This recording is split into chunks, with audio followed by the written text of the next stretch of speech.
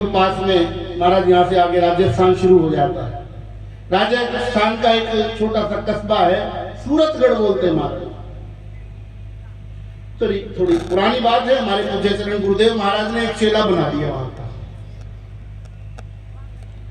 पेहवा एक जगह पड़ती है हरियाणा में, वहां वो रहते थे। एक दिन उन्होंने कहा कि अपने शिष्य को कि मेरी इच्छा है कि हरिद्वार गंगा स्नान करने चलते हैं। ठीक है गुरु जी।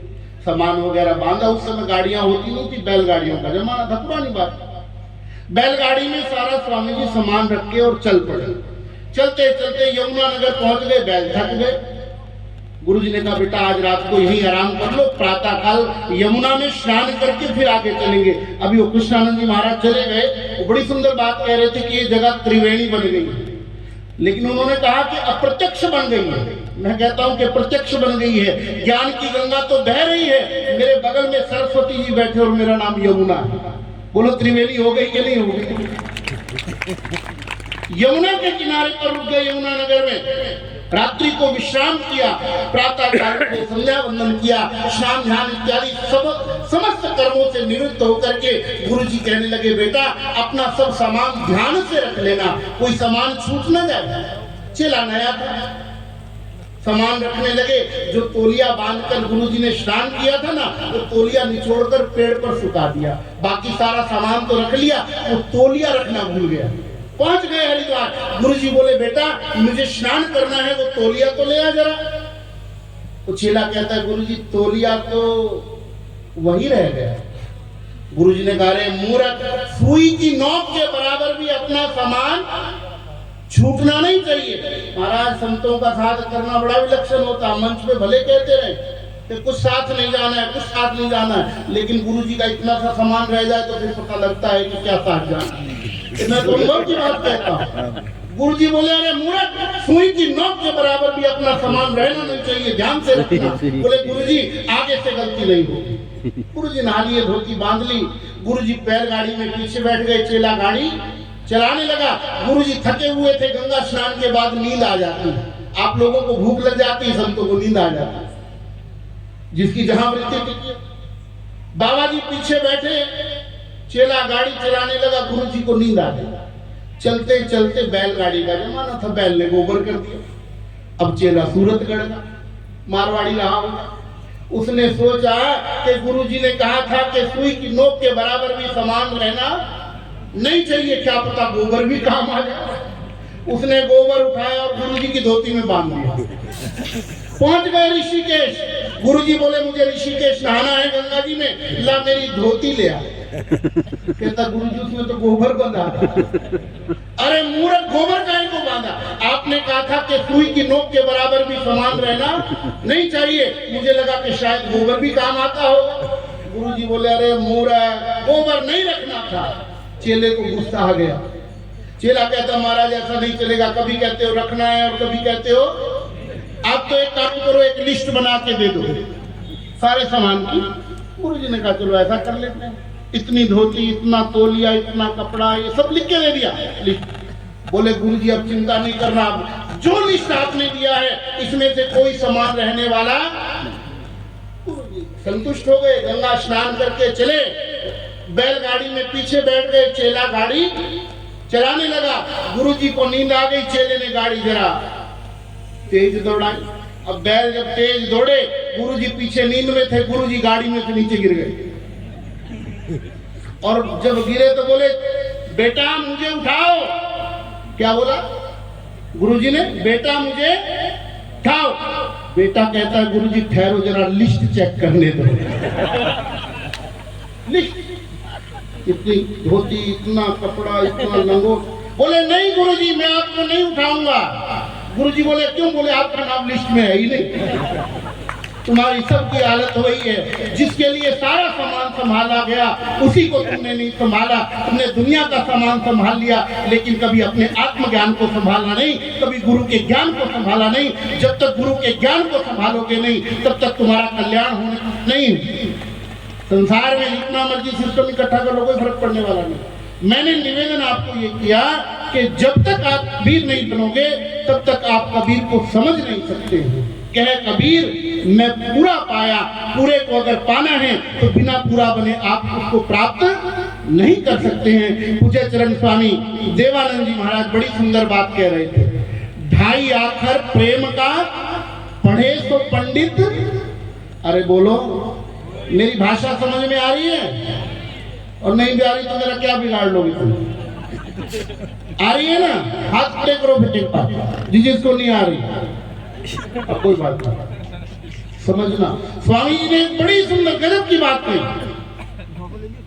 महाराज श्री जी कह रहे थे कि संत का साथ मिल जाए, और याद रखना इलाहाबाद वालों, दूर दूर से लोग आए हैं, परमात्मा की बात हो, बोलो मेरे साथ, बोलो परमात्मा की बात हो, परमात्मा की बात हो, परमेश्वर की बात हो, और इतनी सुहावनी रात हो, और जितवानंद जी जैसे संतों का साथ हो, बोलो तुम्हारा कल्याण हो जाएगा कि नहीं हो जाएगा। महाभारत में एक प्रसंग आता है, मैं आपको निवेदन करूं, हमारे शास्त्रों का नियम है महाराज, एक ही श्लोक को दो बार नहीं लिया जाता है, एक ही अक्षर को दो बार प्रयोग नहीं करते हैं। लेकिन वेद व्यास जी जैसे संत जब महाभारत लिखने लगे, उन्होंने एक ही बात 3 बार लिख दी। जब पितामह भीष्म परशुराम जी से मिले तो परशुराम जी ने पितामह भीष्म को कहा, भीष्म तुम भाग्यशाली हो जो तुमने कृष्ण के युग में जन्म लिया है। वही बात द्रोणाचार्य जी ने कर्ण को कही युद्ध के मैदान में, कर्ण तुम भाग्यशाली हो जो तुमने कृष्ण के युग में जन्म लिया है। और यही बात गर्ग मुनि जी कृपाचार्य जी को कहते हैं कि कृपाचार्य जी आप धन्य हैं जो आपने कृष्ण के युग में जन्म लिया है। और मैं आज कहना चाहता हूं कि हमारे साथ आप भी धन्य हैं, आपने जितवानंद जी जैसे संत के युग में जन्म लिया है। महाराज विनम्रता की प्रतिमूर्ति, आप ऐसा नहीं सोचना कि मेरे को इनसे कोई दक्षिणा लेनी है इसलिए मैं इनकी बड़ाई कर रहा हूं, ऐसा हमारा स्वभाव नहीं। दक्षिणा भी लेंगे, लेकिन जो हकीकत है, अगर साधु सच नहीं बोलेगा तो फिर और कौन बोलेगा। आज से 15 साल पहले मैं जब इस परिसर में आया था तो कोई व्यवस्था नहीं थी, लेकिन स्वामी जी के स्वभाव को देख करके, और मैं बिल्कुल अनजान था, इतनी विनम्रता, इतनी सहजता। आपको बहुत जल्दी मैं आपको निवेदन कर दूं, बड़े बड़े मंचों पर बड़े बड़े मंडलेश्वरों को, बड़े बड़े महंतों को इकट्ठा करना बड़ा मुश्किल है, बहुत कठिन है। 100 बार बुलाओ तो कोई एक बार हाँ करता है। और ये जितवानंद जी महाराज की कृपा देखिए, इन्होंने मेरे को फोन नहीं किया, इनके ड्राइवर ने फोन किया, फिर भी आ गया। अब आप समझ आ रहे हैं, शिकायत भी और गुण भी। मैं आपको निवेदन ये करना चाहता हूं कि संतों का संग करने का मतलब ये नहीं कि 2 घंटे उनके सामने बैठ करके उनके प्रवचन सुन करके चले गए। नहीं, जो उन्होंने कहा है उसको आत्मसात करना।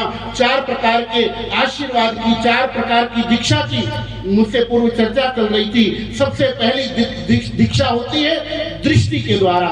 नानक नदरी नदर निहाल, साधु तो तुम्हारे ऊपर दृष्टि डाल करके भी तुम्हारा कल्याण कर देता है। आपको हैरानी होगी, मछली एक बार में हजारों अंडे देती है। जैसे मुर्गी अंडे पर बैठती है ना, मछली वैसे बैठती नहीं। हजारों अंडे दे करके मछली केवल अंडों को देखती है, और उसके देखने भर से वो कृपा हो जाती है कि अंडे के अंदर बच्चा आ जाता है। ऐसे ही हमारे सदगुरु भी जब हमारी ओर दृष्टि डालते हैं, हमारे भीतर ज्ञान का उजाला अपने आप हो जाता है। वाणी कहती है, ज्ञान अंजन गुरु दियो, अज्ञान अंधेर विनाश, हर कृपा ते संत भेटयो, नानक मन प्रकाश। ये जो शब्द का ज्ञान आपको देंगे, ये जो मंत्र का ज्ञान आपको देंगे, वो आपके पूरे जीवन को परिवर्तित करने वाला होगा। महाराज जो गुरु मंत्र देता है ना, मंत्र वही होते हैं जो टीवी में चलते हैं, किताबों में लिखे होते। गुरु कोई अलग से मंत्र नहीं देता, लेकिन वही मंत्र जब हम गुरु के मुख से सुनेंगे उसका प्रभाव अलग है, और अपने आप जप करेंगे तो उसका प्रभाव अलग है। आपने कभी वट वृक्ष देखा? इधर क्या बोलते हैं? बड़, हाँ तो और क्या नीम बोलोगे? हाँ। वट वृक्ष देखना, पीपल देखना, पीपल के बीज को खेत में बो देना, रोज पानी डालना, रोज खाद डालना, साल भर तक सेवा करना, उस बीज में से पेड़ पौधा उगने वाला नहीं है, लेकिन उसी पीपल का, उसी बड़ का बीज कोई कबूतर, कोई चिड़िया खाकर दीवार पर बीट कर दे, वो छत के ऊपर भी लग जाता है। क्यों? क्योंकि उसने अपने भीतर से पचा करके निकाला है। ऐसे ही ये साधु जब मंत्र को अपने भीतर से सिद्ध करके आपको देते हैं, वो मंत्र का प्रभाव तत्काल आपको प्राप्त हो जाता है। और महाराज, जिसका मंत्र जपोगे, जिसका नाम जपोगे, उस तक पहुंचोगे, मेरी जिम्मेवारी है। और मेरी बात पे यकीन नहीं तो आज घर जाके ट्राई कर लेना, एक छोटा सा मंत्र। घर जाओ ना, ट्राई करना, बाबा झूठ तो नहीं बोल के चला गया। मेरी बात सच निकले तो अगली बार दक्षिणा डबल दे देना, झूठ निकले तो नहीं देना। एक मंत्र मैं आपको देता हूं, ट्राई करो कि परमात्मा मिलता है कि नहीं मिलता है। आज जब सत्संग सुन के घर जाओ, अंदर एंट्री नहीं करना, गेट में बैठ जाना। कहां बैठ जाना? अरे बोलो, मंत्र जाप मम दृढ़ विश्वासा, राम जी कहते हैं। गेट में बैठ जाना और एक मंत्र बोलना शुरू कर देना, छोटा सा मंत्र है, बोलोगे मेरे साथ? बोलो लड्डू खाना, यही मंत्र है। घर में जाना, अंदर नहीं प्रवेश करना, गेट के बीच में बैठ जाना और क्या बोलना? लड्डू खाना, लड्डू कोई मर्जी खाने आ जाए, उठने का नहीं, बैठे रहना। और क्या बोलते रहना? बोलो बोलो, बोलते रहना, कोई मर्जी आ जाए, उठना नहीं, बोलते रहना। मैं लिख के देता हूँ, लिख के बोलते रहोगे तो कोई ना कोई लाके तुमको लड्डू खिला देगा, पक्की बात है। दुनिया की चीज का नाम लेने से अगर दुनिया की चीज मिल सकती है तो परमात्मा का नाम लेने से परमात्मा को नहीं मिल जाएगा, ये आप विचार करना। महाराज, गुरु जो मंत्र देता है वो तुमको परमात्मा तक पहुंचाने का सबसे सरल तरीका है। मैं निवेदन करूं, एक बार हम लोग सन मेरे ख्याल 93-94 की स्वामी की बात है, अहमदाबाद के पास एक गांव पड़ता है, कालोल बोलते हैं। हमारे गुरु भाई हैं स्वामी विवेकानंद जी, आपसे पढ़े भी। उन्होंने मेरे को भागवत कथा, ये बिल्कुल मेरे जीवन की घटित घटना बता रहा हूं। उन्होंने मेरे को भागवत के लिए बुलाया, गुजरात में भागवत, मैं नया नया कथाकार बना था, कथा हो गई, अच्छा आयोजन हुआ। अब जब कथा स्वामी जी 7 दिन की पूरी हो गई तो स्वामी विवेक गुरु जी ने मेरे को बोला, बोलो स्वामी जी आपकी दक्षिणा क्या होगी? मैं कहा बाबा जी आप भी कमाल करते हो, अब तो 7 दिन की कथा पूरी हो गई, जो देना है दे दो, अगर पूछना था तो पहले पूछते, अब बाद में अब तो तुम्हारा जो मन करे वो दे दो। उन्होंने कहा नहीं, जो तुम बोलोगे वही देंगे। मेरे साथ हमारा 4-5 महात्मा थे। मैंने कहा स्वामी जी मैं पहली बार गुजरात आया, मुझे द्वारिका जी जाने की इच्छा है, द्वारिकाधीश का दर्शन करा दो, यही दक्षिणा है। उनके आश्रम में एक लड़का काम करता था, उसका नाम था रामलाल। उन्होंने पैसे पकड़ाए रामलाल को और कहा ये 5-6 महात्मा इनको जा द्वारिका जी का दर्शन करा के ला। हम कालोल बस स्टैंड पर गए, बसों में भीड़ बड़ी ज्यादा, बहुत भयंकर भीड़, चढ़ने को जगह नहीं। हम तो बाबा लोग थे, धक्का मुक्की करके जगह हम लोग जगह बना लेते, ना हो तो भी बना लेते। हम लोग बस में चढ़ गए, लेकिन महाराज मजे की बात ये, वो जो नोट लेके गया था ना रामलाल, वो बेचारा नीचे रह गया। अब बस चल पड़ी, वो रामलाल नीचे से कहता महाराज आप चिंता नहीं करना, मैं बस के ऊपर बैठा हूं, टिकट आप नहीं लेना, टिकट मैं ले लूंगा।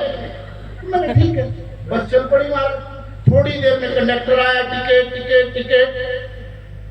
महाराज मेरे को पूछा टिकट, मैं टिकट तो राम जी लेंगे। कौन राम जी? मैं तो ऊपर। वो समझ गया कि ये तो भगवान राम की बात है, सही नहीं। दूसरे महात्मा को मारा टिकट, उसने भी कह दिया टिकट तो राम जी लेंगे। कौन बोले?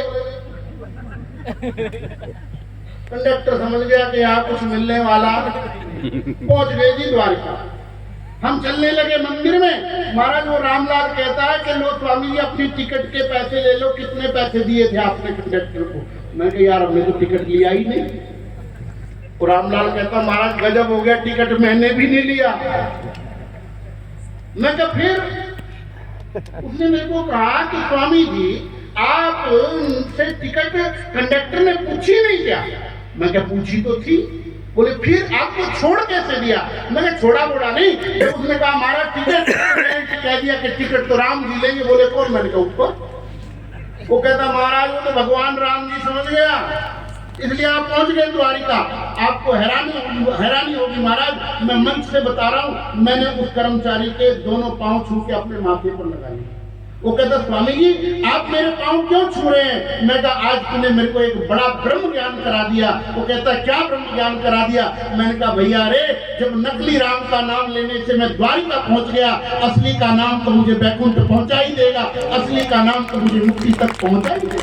ये संतों के द्वारा जो नाम आपको मिलेगा, जो शब्द दीक्षा आपको मिलेगी, निश्चित रूप से परमात्मा तक आपको पहुंचा देगी। और मैं निवेदन करूं, हम पहुंचे कि नहीं पहुंचे इस चक्कर में नहीं पड़े। तुम पहुंचोगे पक्की बात। नहीं समझ में आए? देखो कितना आश्रय लोग आजकल महात्मा को कहते हैं कि महात्मा बड़े पहुंचे हुए हैं। वो तो ठीक है, लेकिन ये तो पता लगाओ कहाँ पहुंचे हुए हैं। आजकल महात्मा ऐसे भी है जो चटनी खिला खिला के कृपा कर रहे हैं। देखो महाराज, जिस बेल पर कड़वा खीरा लगता है मीठा खीरा भी उसी पर लगता है। ऐसा नहीं है कि एक बेल पर कोई कड़वा खीरा लगा है आप सारी बेल छोड़ दो। नहीं महाराज, जिस पर कड़वा लगा है मीठा भी उसी पर लगेगा। इसी संत समाज में कुछ ना कुछ कृपा वाले भी हैं जो कारोबार कृपा का करते हैं, और कोई कोई जितवानंदी जैसे ऐसे हैं जो वास्तव में कृपा करके तुमको परमात्मा से मिला सकते हैं। ऐसे संत भी व्यवस्था। तो मैं निवेदन आपको कर रहा था, इस संसार में आए हो जो संभालना है पहले वो संभालो। संसार की दुनिया की चीजों को संभालते रहोगे, मोदी जी का कोई पता नहीं कब मूड सनक जाए। 2016 में महाराज 8 नवंबर को 8 बजे टेलीविजन में आके कह दिया 500 के 1000 के नोट बंद। और आपको हैरानी होगी, मेरे पास कम से कम 500-400 बनियों के फोन आए साहूकारों के। बोले महाराज नोट बंद हो गया, अब क्या करें? नोट बंद हो गया, अब क्या करें? अरे मैंने कहा भैया अभी तो 500 के 1000 के बंद हुए हैं, तो इतना परेशान हो रहा है। एक दिन ऐसा आएगा परमात्मा के घर जाना है, वहां यहाँ का कोई नोट काम आने वाला नहीं है। फिर क्या करेगा? वहां की भी तो कोई कमाई कर ले। आप भारत से चले जाओ अमेरिका, भारत की करेंसी अमेरिका में नहीं चलेगी, वहां का डॉलर आपको लेना पड़ेगा। कहीं जाओ पौंड लेना पड़ेगा, कहीं अमेरिकन डॉलर, कहीं सिंगापुर डॉलर लेना पड़ेगा। यहाँ की करेंसी दुनिया की करेंसी दुनिया में नहीं चलती। तो आप विचार करना परमात्मा के घर क्या चलेगी? तो परमात्मा के घर ले जाने वाली करेंसी भी तो थोड़ी होनी चाहिए ना। परमात्मा के घर कौन सी करेंसी चलती है? वो चलती है नाम की कमाई। इन संतों से शब्द दीक्षा लेकर के उसका जप करो। संत के पास केवल अपनी परिस्थिति बदलवाने मत आना। आप लोग आते हैं संत के पास कि मेरा कारोबार चल जाए, मेरी फैक्ट्री चल जाए। और महाराज आज की बात है, मैं आपके आश्रम में से आ रहा था, वहां अपने जो कुटिया है ना वहां से आ रहा था, एक लड़का आया मेरे पास, प्रणाम किया। मैंने सोचा बड़ा श्रद्धावान लड़का, उसने पता मेरे को क्या कहा? कहता बाबा जी नंबर भी दे ओके।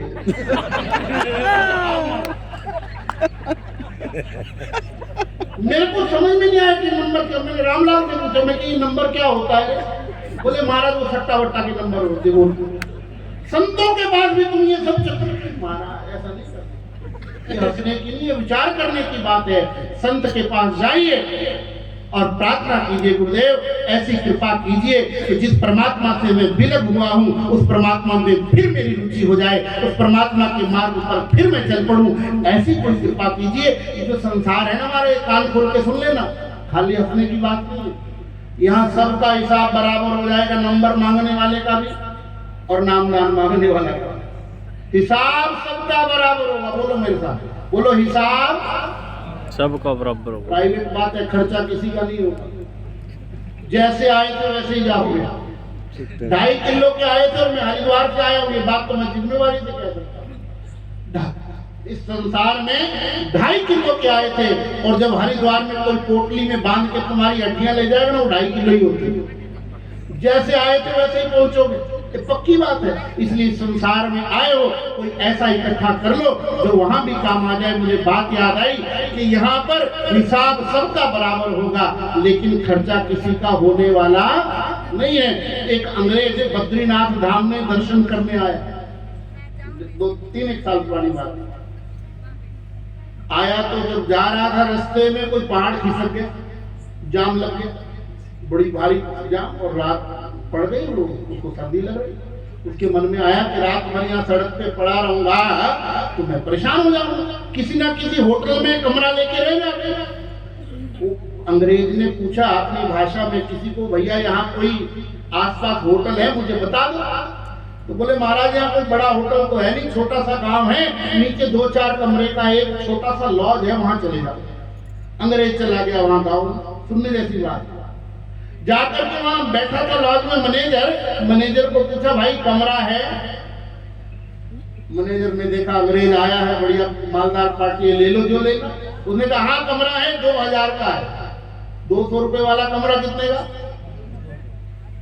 अंग्रेज तो अंग्रेज 2000 का नोट निकाल करके उसको दे दिया। उसने कहा ठीक है। अंग्रेज कहता मेरे को कमरा दिखाओ तो सही कैसा है।